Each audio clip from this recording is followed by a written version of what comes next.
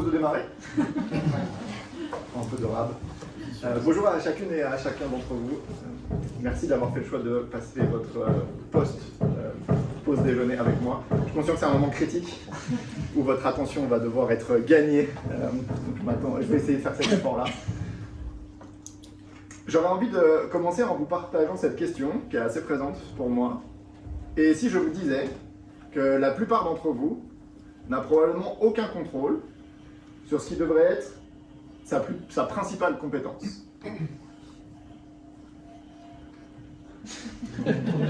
Que ça réveille. Hein. Et là, je vous invite à questionner ce que ça provoque pour vous, cette phrase. A priori. Est-ce que vous vous dites, qui est ce tocard prétentieux qui a l'intention de m'apprendre la vie? Est-ce que ça suscite de la curiosité? Est-ce que ça éveille en vous une forme d'inconfort parce que vous n'avez aucune idée de ce dont il va s'agir? Maintenant, imaginez que j'ai commencé cette rencontre en vous disant, aujourd'hui, j'ai envie de passer du temps avec vous pour vous partager en quoi, de ma perspective, le choix d'une posture, c'est une compétence que je juge comme critique pour un manager ou pour un coach. Et que durant ces 45 minutes, je vais m'attacher à vous partager un processus que j'ai bâti qui nous permet de conscientiser ce choix de posture. Là aussi, je vous invite à prendre juste un petit temps et à connecter à... Est-ce que vous trouvez ça... Oh la vache, ça va être méga chiant parce que ça va être très théorique. Est-ce que... Ah ok, j'ai beaucoup de clarté de ce que je vais apprendre. Ça renforce ou ça calme mon besoin d'avoir de l'information.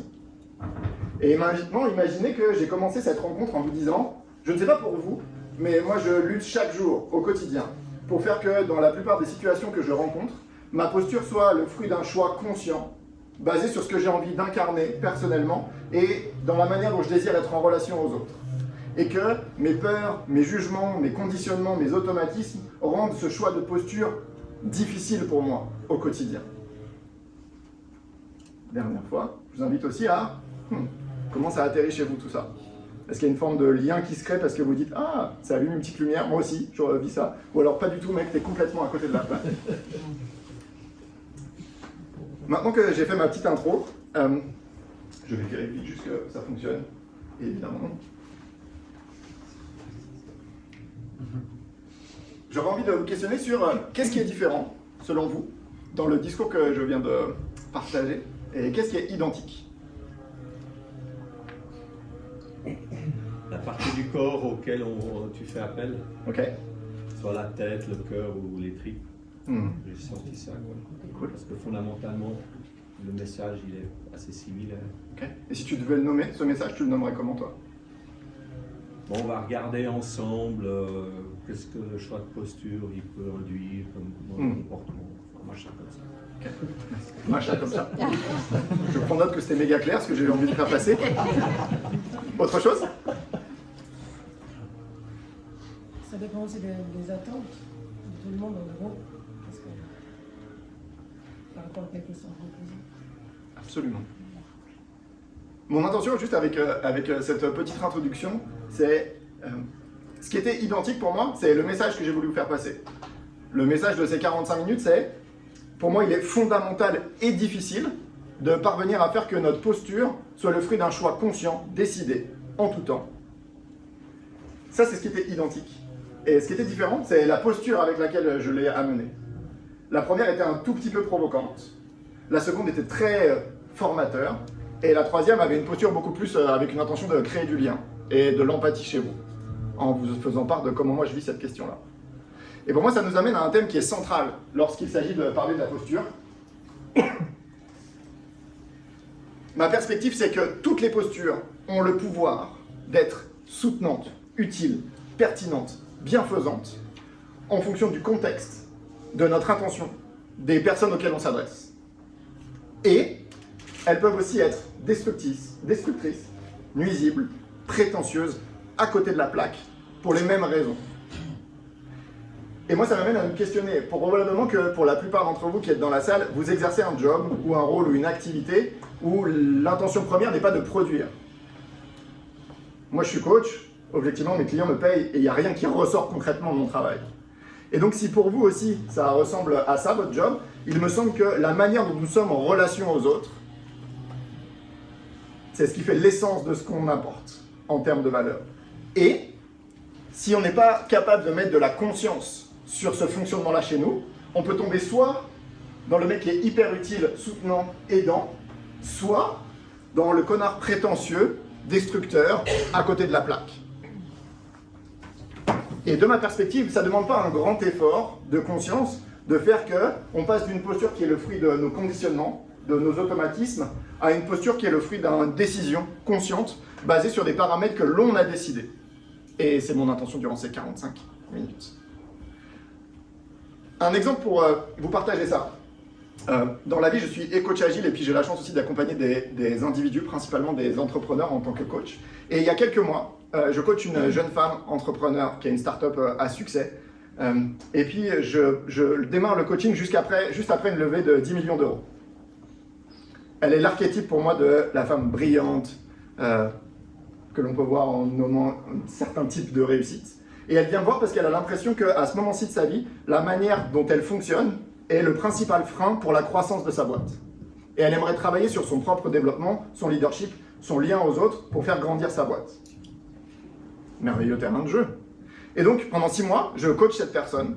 Et au sortir de son travail avec moi, je lui demande juste de me faire un petit peu de feedback sur comment elle a vécu ça. Et elle me dit, écoute, la manière dont tu as eu de m'accompagner, ça a été un game changer pour moi. Il y a eu un avant et un après coaching. Et ma boîte, elle est beaucoup plus alignée, cohérente avec ce que j'ai envie qu'elle soit maintenant qu'elle ne l'était il y a 6 mois.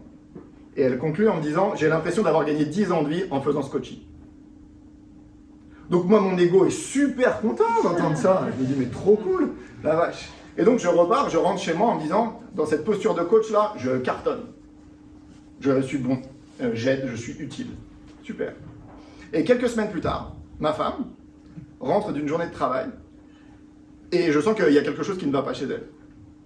Et donc, on prend le temps de discuter. Et moi, fort de mon ego surdimensionné en tant que coach, ça a marché pour une jeune femme brillante. Ma femme est quelqu'un d'incroyablement brillant. Je me dis, bah, je vais adopter la même posture. Donc on s'assoit. Je lui dis, bah ok, parle-moi, etc. Et puis là, je commence à faire mon bon abruti de coach.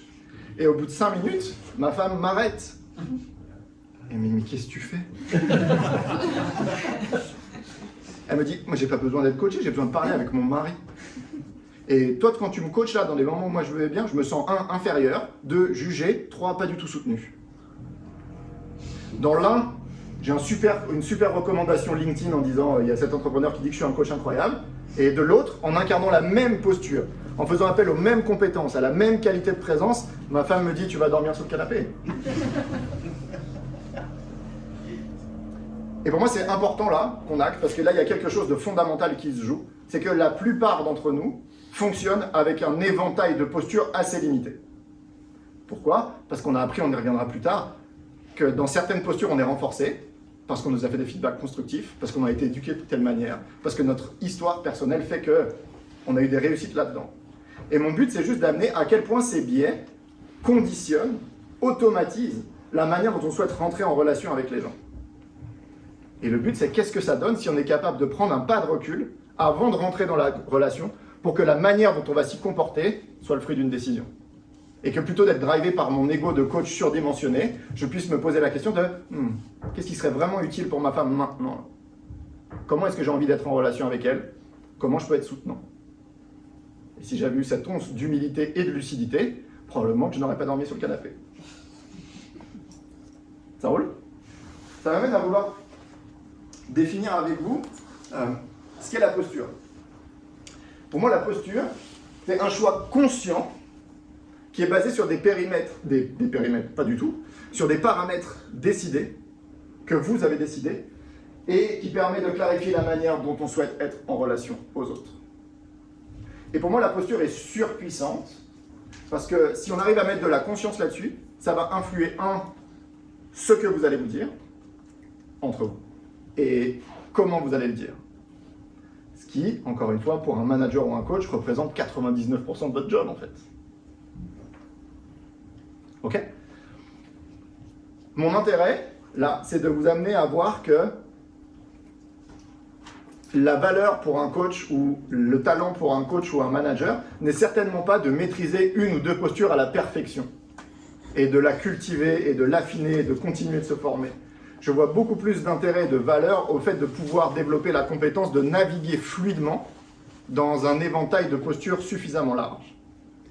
Et que, en fonction de votre intention, de la situation que vous rencontrez, des personnes avec lesquelles vous êtes en interaction, vous puissiez déterminer, hey, quelle est la posture qui me paraît juste, avec laquelle j'ai envie de me présenter dans la relation. Ça va? Pourquoi c'est difficile? Et là, on rentre dans des trucs un peu crouche-crouche. La première, c'est que depuis que je travaille sur ce sujet, moi je suis... le mot gentil, c'est questionner.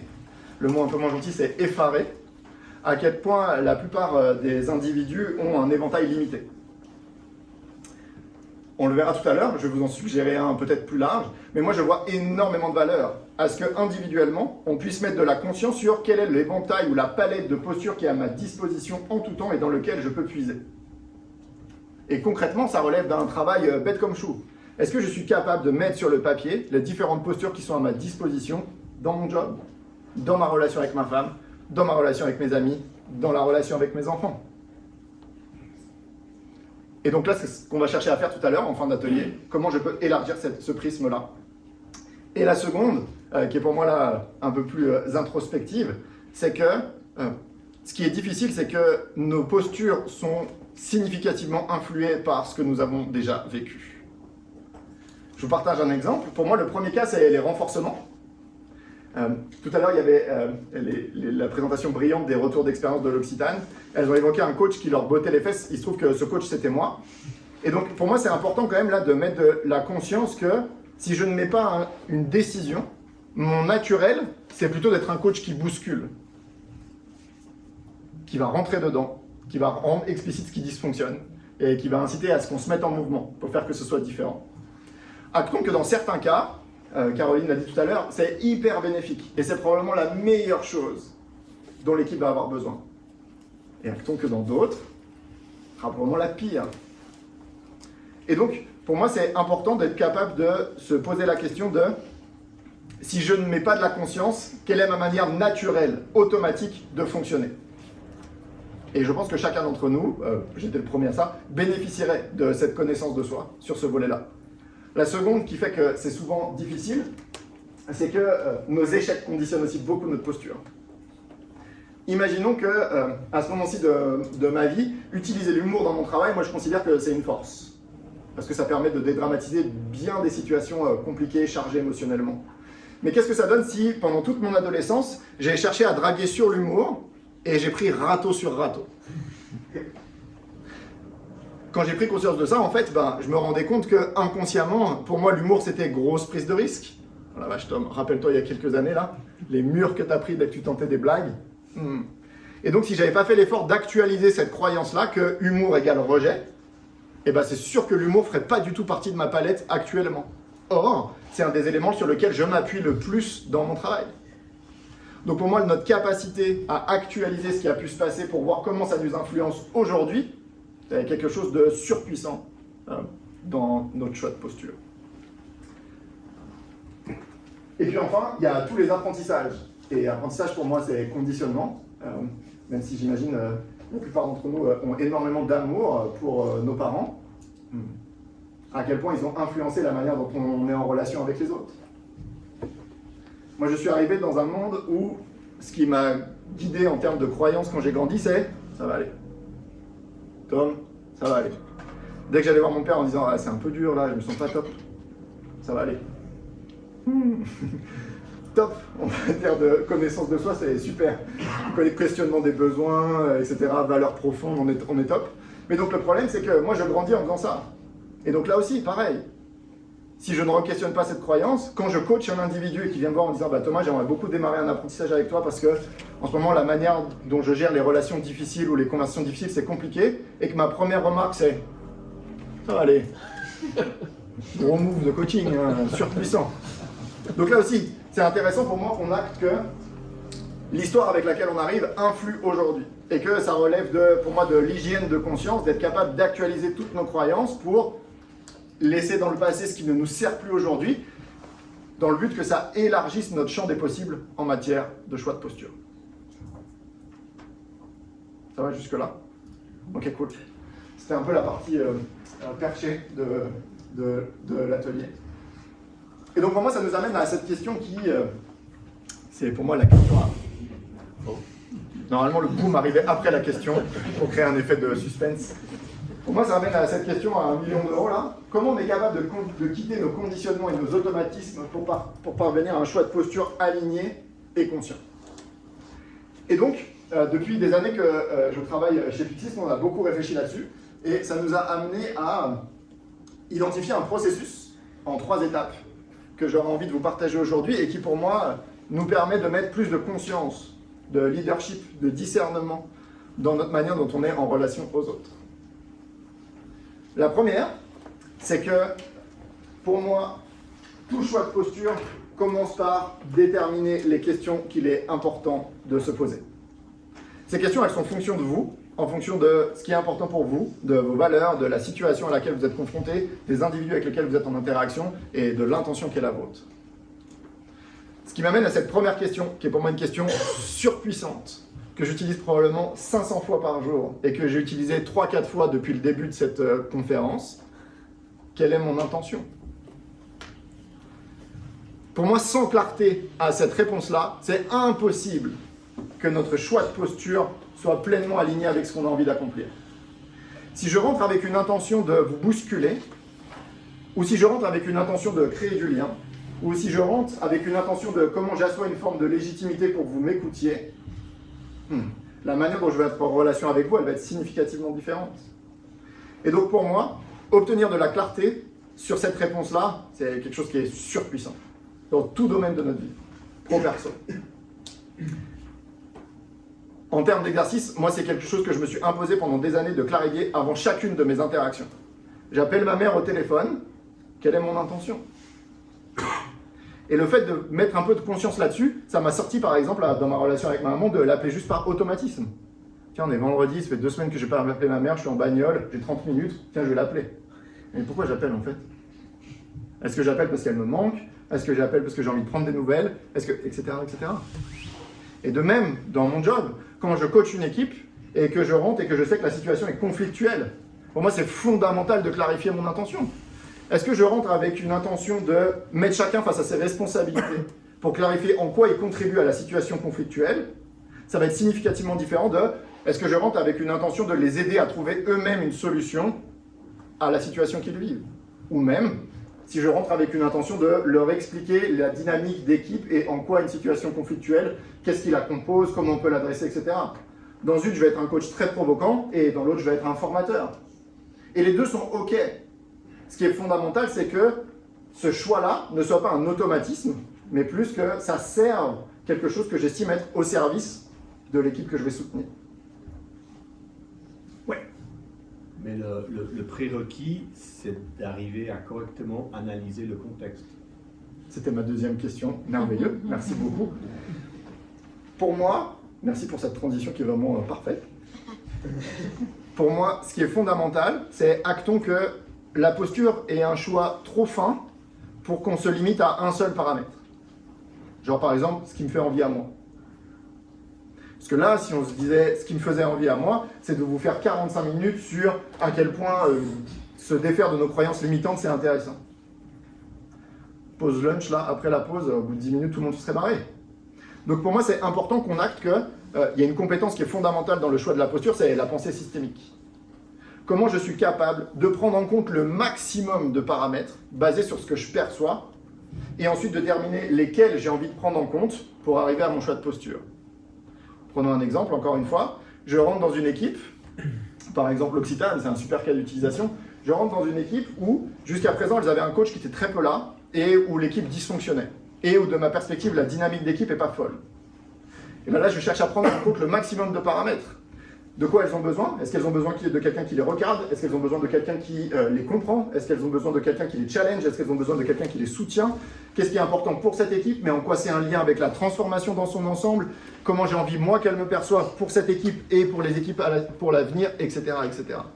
Et de ma perspective, plus on est capable de prendre en compte un grand nombre de paramètres, plus on maximise notre chance que notre choix de posture soit adapté, pertinent, utile. Et donc, dans cette première phase, moi, mon invitation, c'est clarifier quels sont les paramètres que vous décidez de valoriser.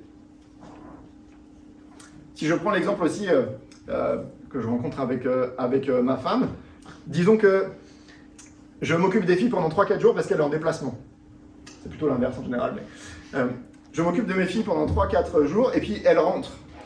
Et elle me dit, est-ce que tu peux juste encore prendre ce soir parce que j'ai un dernier call à finir. Pour moi, c'est fondamental, là, si je ne fais pas un choix conscient, l'automatique, là, ça ne va pas être très CNV. C'est sûr, c'est sûr. Et donc là, pour moi, c'est important de quels sont les paramètres que j'ai envie de prendre en compte. Oui, c'est sûr que dans le paramètre que j'ai envie de prendre en compte, il y a elle a besoin de ce dernier call. C'est certain. Et j'ai aussi envie de prendre en compte de quoi moi j'ai besoin à ce moment-ci. Et là, c'est fondamental que plus on prend un grand nombre de paramètres, ça m'aide à affiner quelle est mon intention. Et là, mon intention, c'est envie de, honorer qu'elle a envie de prendre ce temps-là et de lui faire part qu'à ce moment-ci, là, les filles, je les aime très fort, mais fin du jeu. Et donc, je vais dire non à sa demande pour chercher à prendre soin de moi. Et vous voyez que cette hygiène-là, en fait, pour moi, ça amène à des conversations qui sont, bien plus alignées avec ce qui est important pour soi, et 2, bien plus génératives en termes de relations. Parce que si je lui avais balancé de manière automatique, t'es sérieuse, putain, je suis là depuis 3 jours et toi tu te arrives ici et tu dis encore 1 heure, mais non. Quelle relation je suis en train de créer dans ces cas-là? Donc vraiment, pour moi, le nombre de paramètres que l'on prend en compte au démarrage, c'est fondamental. Et je vous ai donné quelques tips qui, de ma perspective, dans des rôles de manager ou de coach, me servent beaucoup. 1, c'est quelle est ma perception de ce que l'individu, l'équipe, le groupe que j'accompagne a besoin. C'est pour contrebalancer la notion de quelle est mon intention, comment je peux balancer aussi avec qu'est-ce que je perçois qui serait utile pour l'équipe avec laquelle je suis en interaction. Et là, pour moi, l'intention, c'est comment vous êtes capable d'alimenter ces éléments-là, basés sur ce qui est important pour vous, avec la croyance, encore une fois, que plus vous en prenez large, plus vous êtes capable de sélectionner ceux qui importent pour vous, plus votre choix de posture sera pertinent. Ok? Et donc, pour moi, c'est à ce moment-ci, et à ce moment-ci seulement, qu'on commence à se poser la question de quelle est ma posture. Parce que pour moi, la posture n'est qu'un moyen de servir votre intention. Ce n'est pas une finalité. Et donc, à ce moment-ci, je vous en ai mis quelques-unes au tableau. Pour moi, il y a un éventail hyper large de postures qui s'offrent à vous. Est-ce que je souhaite être facilitateur, mentor, enseignant, coach, servant leader? Il y en a plein. Et actons qu'une même situation peut être appréhendée par des postures différentes. Je peux très bien rentrer, je suis manager, il y a 2 collaborateurs qui viennent me voir en disant « C'est insupportable de bosser avec Bob et c'est insupportable de bosser avec Michel. Dis-nous ce qu'on fait. » Tout lien avec une relation vécue, évidemment, fortuite. On est d'accord qu'il y a plein de manières avec lesquelles je peux réagir à ça. Je peux soit les aider à comprendre la réalité de chacun pour leur permettre de trouver leur propre solution. Je peux soit trancher, hyper cash, basé sur les éléments que j'ai perçus. Je peux soit coacher chacun d'eux pour comprendre qu'est-ce qui a amené à cette situation-là, pourquoi on la vit, qu'est-ce qui aurait pu être différent, etc., etc. Toutes ces postures sont pertinentes. Ce qui est important, c'est en quoi elles répondent ou elles servent à l'intention qui est la mienne. Si c'est Bob et Michel, c'est la 8e fois qu'ils viennent me voir en 3 semaines, bah probablement que mon intention, ça ne va pas être nécessairement de comprendre tout ce qu'ils vivent. Et que ça va plutôt être, je tranche. Parce que là, c'est plus viable. Et pour le système, ça devient toxique que cette situation perdure. Trop cool. Et donc, dans ces cas-là, une posture de management pure, ça va être hyper utile. Si en revanche, c'est la première fois qu'ils viennent et que jusqu'à présent, la dynamique dans l'équipe était hyper vertueuse, probablement que trancher comme un bourrin dès la première interaction à tension, pas sûr que ça crée une équipe auto-organisée pertinente pour la suite. Et donc, dans ces cas-là, une posture de coach ou de facilitateur serait bien plus adaptée. Ouais. Est-ce qu'on est sûr toujours de la malveillance ou la bienveillance de notre intention? Qu'est-ce que tu en penses? Je suis pas sûr qu'on puisse toujours être conscient complètement de ça. Je suis hyper d'accord avec toi. Pour moi, je vous invite à voir que là, on est sur des éléments assez fins quand même, où il n'y a pas de science. Et il n'y aura jamais une réponse absolue de « c'est ça la bonne posture ». La seule différence que moi, je peux percevoir, c'est je vois une grande différence entre fonctionner de manière automatique et avoir la capacité de prendre le recul pour à minima se questionner et vivre avec le fait que parfois, on va se tromper. Mais moi, je vois déjà une grande avancée si on est capable de couper, d'avoir ce petit temps-là qui nous évite de répondre de manière réactive. Et enfin, sur l'intention, ça m'amène aussi à un deuxième élément, c'est que probablement que ce qui fait qu'on n'est pas très au clair en général sur notre intention, c'est quand il y en a plusieurs qui se chevauchent. Et petit tips, quand il y a plusieurs intentions qui se chevauchent, c'est que vous n'avez pas trouvé la véritable intention. Alors là, j'ai très envie de trancher parce qu'objectivement, il me saoule Bob et Michel. Et en même temps, la vache, j'ai vraiment envie de construire une équipe dans laquelle c'est OK d'avoir ces conversations-là. Et donc, je vous invite à voir que tant qu'on n'a pas tranché cette situation-là, cette décision, elle vous appartient à vous et à vous seul. Tant qu'elle n'est pas tranchée, c'est impossible que vous ayez un comportement qui soit soutenant pour les personnes en face de vous. Toutes nos clartés sur une intention, quelqu'un le paye in fine. Vous ou vos interlocuteurs. Un exemple précis là, premier après, les enfants. Pour moi, une non-clarté sur une intention avec des enfants, vous le payez, parce que vous avez l'impression que vous subissez votre vie, comme jamais, ou vos enfants le paient, parce que ça amène des conversations qui sont rarement vertueuses. Donc vraiment, pour moi, c'est fondamental, et pour moi, c'est une hygiène personnelle, et c'est un acte très citoyen, de comment je suis capable, en tout temps, d'avoir de la clarté sur ce qu'est mon intention, et de ne pas faire subir aux autres mon incapacité à être très au clair sur ce que moi j'ai envie de vivre. C'est un peu rude tout ça là. Yes, tu avais une question? Ouais, merci. Admettons une entreprise qui a fait un petit pas vers l'agilité et où malheureusement le rôle du manager dans la boîte n'a pas encore été très bien clarifié, identifié et compris de tous. Et que du coup les gens pensent généralement que le manager est une posture unique, celle du grand chef qui tranche. Comment ne pas décevoir finalement des collègues quand eux demandent une prise de position et finalement n'ont pas ce qu'ils avaient imaginé. Parce que finalement, on fait l'exercice que tu viens de décrire, de se dire quelle est mon intention, de mieux servir mon équipe, de faire ci, de faire ça, etc. Je choisis de, je sais pas, par exemple, prendre la posture de coach et finalement ce n'est pas ce à quoi l'équipe s'attendait. Ouais. Comment ne pas décevoir? Première réponse très rapide. 1, c'est impossible de jamais décevoir. Ouais. Donc si on met ça, non mais c'est important parce que pour moi, c'est pas un exercice mathématique. Donc c'est juste ça. Et ensuite, la deuxième, pour moi, un type qui est surpuissant, c'est à quel point rendre ce processus transparent auprès de son interlocuteur, c'est aidant. Par exemple, je suis manager, je sais que la personne arrive en face avec l'intention de « il va me sauver la vie ». Cette personne, ce manager, voit la matrice et il est capable, lui, de décider des choses que moi, je ne perçois pas. Puis je porte ce pouvoir sur toi. À quel point le fait de rendre ce processus transparent est aidant pour la personne. En étant, par exemple, capable de lui dire « je sais que tu vas attendre que je prenne une décision et moi j'ai vraiment l'intention que plutôt que ce soit moi qui décide, qu'on bâtisse une relation dans laquelle on va être capable de co-construire ça. » Et donc une manière de te répondre, ça pourrait être, je pourrais être le manager qui tranche, etc. Et là, basé sur ce que j'ai envie d'accomplir pour la suite, je te propose que je sois plus dans une relation où je facilite la discussion qui va te permettre de trouver. Et mon but, c'est pas de dire ça va marcher à tous les coups. Mais je vois une grande différence entre tu gardes ton ressenti pour toi, en mode putain, mais en fait, c'est pas ça que j'ai envie d'être. Et à quel point le rendre explicite et transparent à ton interlocuteur, pour moi, ça crée un point de ah bon, mais ça peut être ça en fait, je peux venir te voir pour ça. Enfin, ouais. Donc, rendre explicite ça là, et ne pas le garder que pour vous, surpuissant. En termes de coaching aussi, surpuissant. Rendre explicite une intention. Combien de fois je démarre une rencontre avec une équipe où ça marchait super bien jusqu'à présent et puis maintenant ça commence à partir un peu en live. Combien de fois je vais commencer en disant je préfère clarifier tout de suite, je vais être chiant durant cette rétrospective et je vais probablement vous bousculer pas mal. Et pour moi, le simple fait de créer ça, ça légitime beaucoup le fait que derrière, je vais probablement avoir des questionnements un peu dérangeants, etc. Et si quelqu'un a une tension avec ça, cool, discutons-en en amont, plutôt que de nourrir l'espoir que en fait, mon manager, c'est quelqu'un qui réponse à tout, etc. Donc ouais, transparence sur le processus, pour moi, surpuissant en termes d'aide. Ouais. Et avec les enfants, avec qui on ne peut pas rendre les choses aussi transparentes et avoir une co-construction justement dans l'interaction. Ouais. Enfin, pas forcément, je parle d'enfants petits. Ouais. Là c'est ma femme qui m'apprend tout, hein, donc je vais faire juste un perroquet savant. Je crois que nous, ce qui nous a beaucoup aidé avec Carole, c'est l'horizon avec lequel on fait ce move.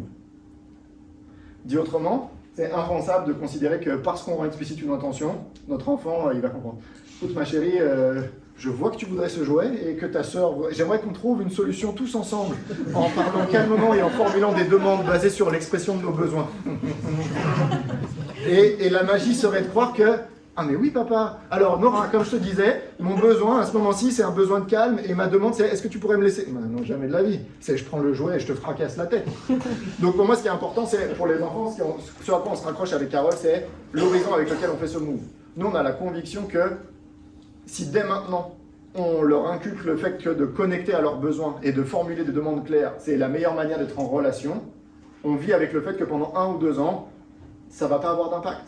Mais là, notre aînée, elle commence à avoir 5 ans et parfois, on a des moments d'épiphanie où elle va être capable de dire à sa petite sœur Nora, je me sens un peu triste là et je vais préférer avoir un moment de câlin avec maman plutôt que de jouer avec toi. Est-ce que tu serais d'accord? Trop bien, c'est possible. Donc vraiment, pour moi, les enfants, c'est l'horizon qui change beaucoup.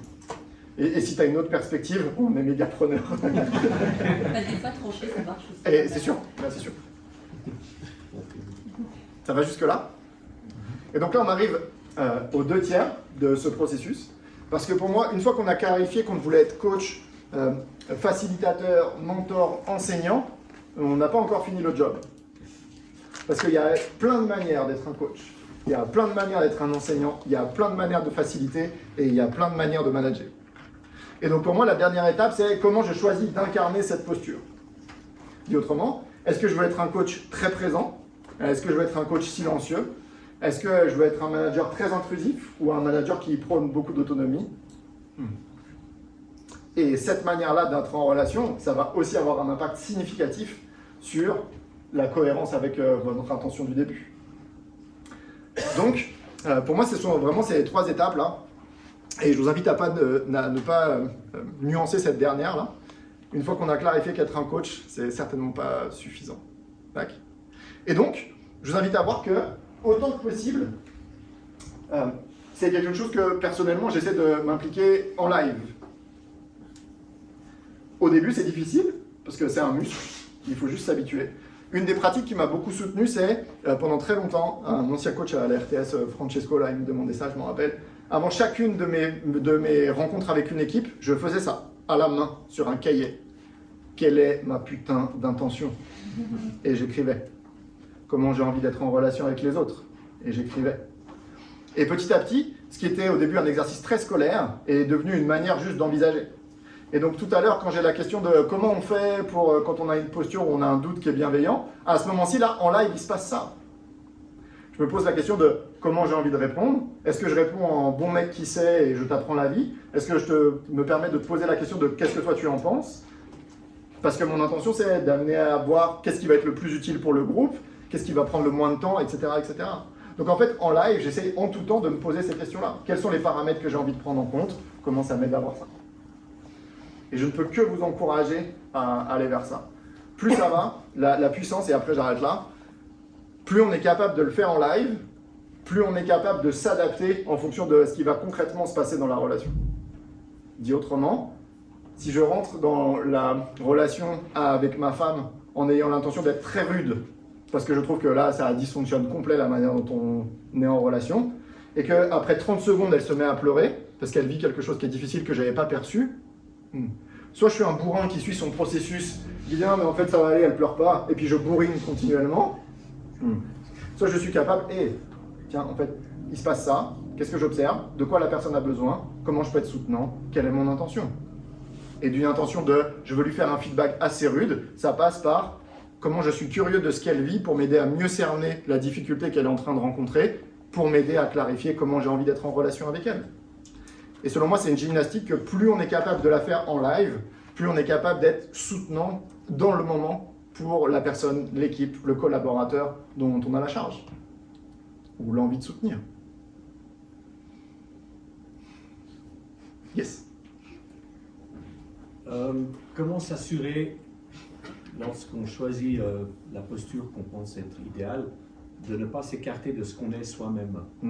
Parce que j'ai souvent vu des top managers qui étaient là, je suis directeur, donc je dois incarner la posture de directeur, puis on sent qu'il y a un tel décalage avec le bonhomme, avec ce qu'il est, qu'il ne devient plus crédible. Merveilleuse question. Ça, c'est un moyen de meubler pour moi. Non, ce qui est important, en fait, à travers cette question, c'est déjà actons que le comment, actons qu'il n'y aura jamais de réponse absolue à ça. La seconde, et pour moi c'est ça qui est intéressant dans ce processus, c'est que ça repose sur une capacité de connaissance de soi profonde. Pour moi, l'intention, elle est le fruit aussi d'une capacité à cerner quels sont mes besoins, mes envies, mes élans. Qui je suis. Exactement. Et donc, pour moi, dans cette question-là, ta question, pour moi, elle amène à comment, en tant que dirigeant, ça serait une question que je pourrais rajouter dans mon questionnement. Qui je suis vraiment, en fait. Et donc, ça m'aide de prendre en compte ce paramètre quand je rentre dans un comité de direction où il y a 15 personnes, où je sais que en fait, je devrais les défoncer parce que les profits ne sont pas bons, mais qu'en fait, humainement, je sais que ce qui m'intéresse à moi, c'est de créer une dynamique dans laquelle chacun se sente capable et en confiance d'amener ce qu'il vit pour qu'on puisse trouver une situation collective. Le fait de conscientiser que ce paramètre est important pour moi et de le prendre en compte dans mon choix de posture. Et, spoil alerte, ça ne va jamais être vrai à 100%.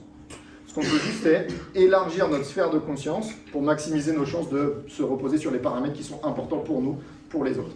Et enfin, dernier point, in fine, il y a un choix qui s'impose.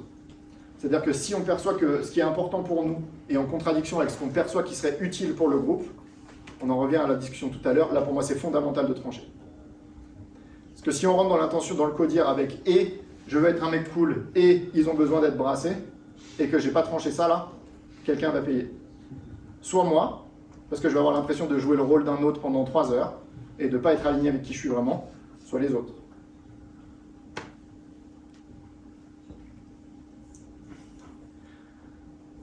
Question, réaction, violente, suggestion par rapport à tout ça. Il me reste 5 minutes, ce qui fait cool, ce qui fait 5 minutes de questions, si vous en avez eu. Ouais. On a mis cette question justement un peu de l'hypocrisie, du fait que de changer de rôle ou de posture. Ce qui m'a frappé, c'est le truc de j'appelle par exemple toutes les semaines pourquoi je le fais. Du coup, de dire en fait, peut-être cette conscientisation elle est au contraire positive. La réponse était donnée, mais c'est vrai que je pense que j'aurais assez eu ce sentiment de dire ah mais du coup j'essaie d'être quelqu'un d'autre, je suis pas vraiment moi, je dois vraiment être moi dans la question de je dois vraiment être moi dans cette conscientisation. Qu'est-ce que je veux être vraiment? C'est trop cool. Et sans rentrer dans du développement personnel poussé ou soit de bas étage, pour moi ça pose la question de est-ce que je suis moi quand je fonctionne de manière automatique, c'est-à-dire quand je ne me pose pas ces questions, ou est-ce que je suis moi quand je fais l'effort de me poser toutes ces questions? Et je peux entendre que là-dedans il y a un côté process, réflexion un peu machinale. Mais moi la question c'est, j'ai l'impression qu'avoir le courage de se confronter à ça, ça nous connecte beaucoup plus à qui on est vraiment que de le faire parce qu'on a toujours fait comme ça en fait. Il est vendredi soir, j'appelle ma mère. Ok. Est-ce que je suis vraiment moi en fonctionnant comme ça, plutôt qu'en me questionnant? Point d'interrogation. Ma perspective, moi, c'est qu'on est plus soi là-dedans, mais libre à chacun de considérer. Merci d'avoir amené ça. Yes. Et à vrai dire, est-ce qu'aujourd'hui, toi qui le pratiques depuis longtemps, c'est devenu une vraie hygiène, c'est-à-dire que tu ne penses plus, tu le fais naturellement? Oui. Non, mais c'est-à-dire que donc, comme pour tout, quand on parle aussi, on en parlait tout à l'heure avec Laure, sur l'état d'esprit agile, enfin, c'est des choses qui au bout d'un moment, tu es obligé de te forcer, de te créer quand même c'est des petites contraintes, sinon tu n'avances pas, et pour qu'après ça devienne finalement une hygiène, une habitude, tu vois. Ouais, j'ai la conviction de ça. Et pour compléter, je pense que... Pardon, je t'en prie. Et pour compléter ce que tu dis, et pour rejoindre la conversation que nous avions tout à l'heure, il n'y a pas de transformation sans que ça pique un peu. On peut aussi inviter les personnes à les titiller et se challenger. Je suis hyper d'accord. Et je pense que, merci, pour moi ce qui est difficile, c'est pas ça. Ce qui est difficile, c'est de se libérer de nos conditionnements, de nos apprentissages pour que ça devienne la norme. Et c'est ça qui est dur. Parce que ça, en soi, si on l'apprend dès le début, c'est assez smooth en fait. Et plus ça pique, plus on sait qu'on est dans le vrai. Probablement. Ça, c'est une approche judéo-chrétienne, je pense. Ah bon? Comme les médicaments à mauvais goût, meilleur il est pour ta santé. Ah non. J'en suis pas convaincu. Ouais, je t'en prie. Et je pense qu'il y a un conditionnement aussi, tu n'as pas parlé forcément, mais qu'on a aussi un conditionnement genré. Et je trouve que c'est hyper dur, justement, sur le... Nous, en tant que femmes, par exemple, il y a des postures qu'on attend d'une femme qui ne vont pas être du tout les mêmes que celles qu'on attend d'un homme. Et ça, c'est un challenge. Je trouve justement, quand tu dis, voilà, faut trancher, etc., en tant que femme, on va être vue comme celle qui va arrondir les angles et donc se mettre dans un positionnement de je vais trancher. Ah, bah c'est une autoritaire, hystérique, etc. Et ça, c'est aussi assez dur à vivre, de sortir de ces conditionnements-là qui ne sont pas que les nôtres, c'est sûr. qui sont aussi ceux d'une société. En fait. Ouais, c'est sûr. Et ma meilleure invitation, c'est ça, renvoie à ta question de tout à l'heure. Pour moi, rendre explicite que, et là je sais que je vais être autoritaire, et je sais que le risque, c'est que je sois vu comme une folle, hystérique, etc. Et j'ai l'impression qu'en faisant ça, c'est la manière la plus aidante d'être en... Enfin, donc pour moi, vraiment, clarté sur la... Ça n'enlèvera pas des siècles de conditionnement. Je suis hyper d'accord, mais j'ai l'impression que ça aide en tout cas. Enfin, c'est ce que j'ai pu observer. Ouais, je t'en prie. Merci, c'était inspirant, intéressant. Et, je me posais plusieurs questions, mais il y en avait une. Déjà, tu disais au début qu'on est limité dans nos choix de posture. En fait, parce qu'on n'y pense pas et on n'a pas forcément conscience de ça. Tu parlais de l'intention.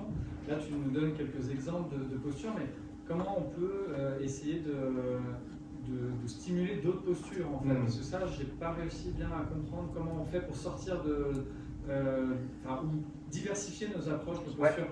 J'ai l'impression, je sais pas, que tu as fait du théâtre ou peut-être pas, mais en tout cas, on sent qu'il y a une oration. Est-ce qu'il y a des exercices, par exemple, de prise de parole, de position, ou je sais pas, est-ce que tu as des tuyaux, par exemple, qui peuvent aider, parce que là, on voit quelques types de postures, mais on pourrait en imaginer, comme tu disais, une diversité infinie. Et mon autre question, c'est, tu dis comment choisir la bonne posture à adopter. Moi, dans ce que j'ai entendu là, je me dis, comment on fait pour savoir si c'est la bonne? C'est plus sur ce terme de bonne posture à adopter, parce que dans n'importe quelle de ces interactions-là, finalement, on peut essayer de mieux contrôler comment on réagit, mais de là à savoir les implications que ça aura dans cette relation, je ne sais pas si c'est la bonne. T'as raison. Merci, en fait c'est un super feedback. Je pense que bonne n'est pas un bon mot. En fait, en toute transparence, ce slide a un petit peu de temps. Et merci, c'est un super feedback. Donc je pense qu'effectivement il faut le changer, parce que je pense que bonne, ça oriente trop le fait qu'il y a une réponse en fait, alors que pour moi il y a juste le meilleur choix possible, basé sur ce qu'on pense. Donc c'est très juste. Et ensuite sur les exercices, moi quelque chose qui m'a beaucoup aidé, c'est de déterminer ma palette de postures. Donc moi concrètement j'ai fait l'exercice. Quels sont les moyens que j'ai à ma disposition? Et la seconde, c'est, moi je me suis impliqué pendant plusieurs années, la rigueur au sortir de chacune de mes interactions, coaching, facilitation, scrum mastering, coaching agile, je me posais la question de quelle est la posture que j'ai incarnée, quel impact ça a eu sur l'équipe, quels seraient les autres moyens. Et surtout, je me posais la question de quelle serait l'autre posture que j'aurais envie d'expérimenter lors de la prochaine réunion de ce type. Je fais un daily, je fais une revue, je fais une rétro. Ok, j'ai essayé d'être facilitateur là pendant cette rétro. Ça ressemble à quoi d'être dans une autre posture la prochaine fois? Je pense que pour moi, la posture, c'est un muscle en fait. Et donc, pour répondre à ta question, je pense que pratiquer est la clé. Et donc, je pense qu'on est limité parce qu'on n'ose pas y dire, ah bah tiens, en fait, là, j'ai envie d'être bousculant. Et qu'est-ce que ça donne? En fait, je me rends compte que l'impact est complètement fou et que ça a été hyper aidant. Cool, trop bien, faisons ça. Donc vraiment, mettre de la conscience sur ce qui aurait pu être et ensuite pratiquer. Ça aide? Avec plaisir. J'ai une question, en fait, c'est par rapport à justement aux différentes postures, ça, plus ou moins dans la même idée, mais est-ce qu'on peut changer de posture sans trahir l'intention de départ? Et donc la question c'est, est-ce que c'est possible peut-être, je ne sais pas si le contexte change, est-ce qu'on doit changer de posture sans trahir l'intention de départ? Et c'est un exemple concret en fait. Oui, il n'y a pas longtemps. Je l'aurais rendu explicite. Il n'y a pas longtemps, je démarre avec le comité de direction de Rolex.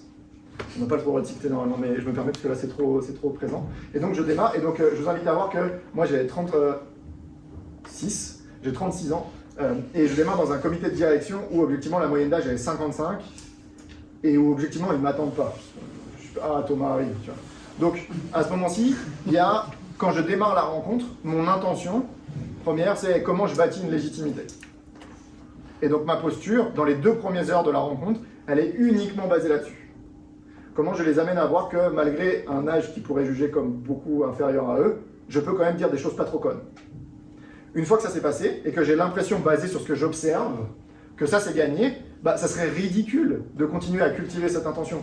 Mec, ça sert à rien de prouver, c'est bon, ils ont acheté le ticket, ils vont voir ton film, arrête de dire que c'est bien. Donc à ce moment-ci, je me pose la question de, maintenant que la légitimité est amenée, comment ça m'amène à me poser la question de qu'est-ce qui serait le plus utile, et donc, comment ma posture évolue. Et donc pour moi, c'est toujours cette gymnastique en fait basée sur ce que tu observes, ce que tu ressens, ce que tu perçois, ce que tu juges utile, ce que tu as envie d'incarner, comment tu essayes de faire que la manière dont tu concrètement agis est alignée avec ça. Et donc je suis hyper d'accord avec toi, pour moi ça relève d'une forme de gymnastique un peu intellectuelle, basée sur tout ce que tu perçois. Et c'est la fin. Et je suis prêt volontiers pour percevoir ça. Je suis hyper preneur si vous avez des feedbacks, retours, et merci beaucoup de m'avoir écouté, d'être resté éveillé.